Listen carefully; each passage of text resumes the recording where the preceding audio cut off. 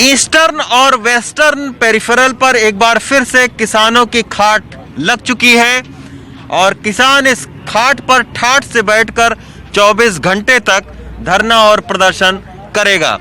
पूरे ईस्टर्न और western peripheral को किसानों ने आज बंद कर दिया है। 24 घंटे के लिए उन्होंने इसको बंद कर दिया है और जिस सड़क पर हजारों की तादाद में गाड़ियां हर रोज आती थीं, आज उस सड़क का आप नज़ारा देखिए कि पूरे सड़क पर सन्नाटा छाया हुआ है। बस पुलिस और किसान यहाँ पर मौजूद हैं।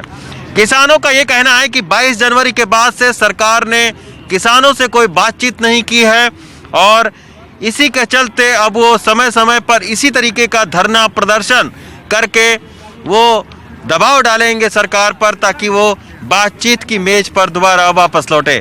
किसानों का कहना है कि कृषि कानून के खिलाफ में ये आंदोलन है, ये चलता रहेगा और अगर ये चलता रहेगा तो आपको इसी तरीके के धरने प्रदर्शन आने वाले समय में देखने को और ज़्यादा मिलेंगे। मई में किसानों ने ऐलान किया है कि वो फिर से किसान आंदोलन को मजबूत करेंगे और हज़ारों की तादाद में जो लोग हैं उनको बुलाया जाएगा और इसके बाद फिर से धरना प्रदर्शन दिया जाएगा।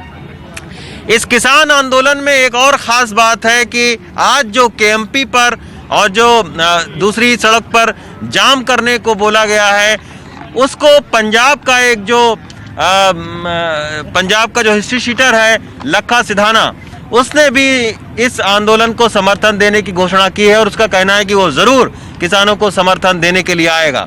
सवाल ये उठता है कि क्या वो आएंगे लखा सिधाना कि नहीं आएंगे, आते हैं तो कैसे आते हैं, क्योंकि पुलिस उनकी तलाश कर रही है। उनके ऊपर 1 लाख रुपए का इनाम दिल्ली पुलिस ने घोषित कर रखा है। अभी हमारी किसानों से बातचीत हो रही थी, उनका ये कहना है कि अगर वो समर्थन देने के लिए आता है तो आए, वो उसको नहीं रोक सकते, उसको रोकने का काम पुलिस का है। और किसानों का ये भी कहना है कि तमाम सारे जो लोग हैं किसान, उनको भी पुलिस ने नोटिस दिए, उनके खिलाफ मुकदमे दर्ज किए हैं। तो पुलिस के मुकदमे दर्ज करने का मतलब ये नहीं है कि किसान अपराधी हो जाता है। तो निश्चित तौर पर अब सरकार और किसानों के बीच गतिरोध बना हुआ है। जो बीजेपी है उसके तमाम सारे जो नेता हैं वो 5 राज्यों में चुनाव प्रचार कर रहे थे। अभी भी पश्चिम बंगाल का चुनाव चल रहा है, वहाँ प्रचार लगातार हो रहा है। इन किसानों के नेता भी पश्चिम बंगाल में गए थे ताकि वो बीजेपी की नीतियों को वहाँ पर लोगों को समझाएं कि किस तरीके से किसान विरोधी नीति है। तो दोनों के पास अपने अपने पत्ते हैं और इस आंदोलन में वो चल रहे हैं। लेकिन फिलहाल सरकार के एक तबके का ये ज़रूर मानना है कि अब किसानों के साथ में बातचीत न की जाए और उनका रुख बहुत सख्त है कि किसानों का आंदोलन इसी तरीके से धीरे धीरे कमज़ोर पड़ जाएगा।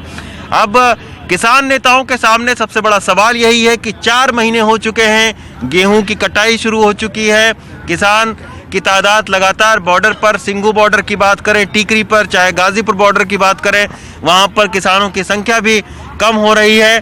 अब इस आंदोलन में किसान नेता कैसे जान फूकेंगे, कैसे दोबारा उसी तरीके का आंदोलन खड़ा कर पाएंगे जैसा दिसंबर में खड़ा किया था जब हज़ारों लाखों जो किसान हैं वो दिल्ली की सड़कों पर उतर आए थे। तो अब इस किसान आंदोलन का भविष्य क्या होगा इसके बारे में ना तो हमें पता है और ना ही खुद किसान नेताओं को पता है। उनको ये लगता है कि किसान आंदोलन एक ऐसी अंधेरी गुफा में दाखिल हो गया है जहां पर अभी अंधेरा ही है, रोशनी नहीं दिख रही है।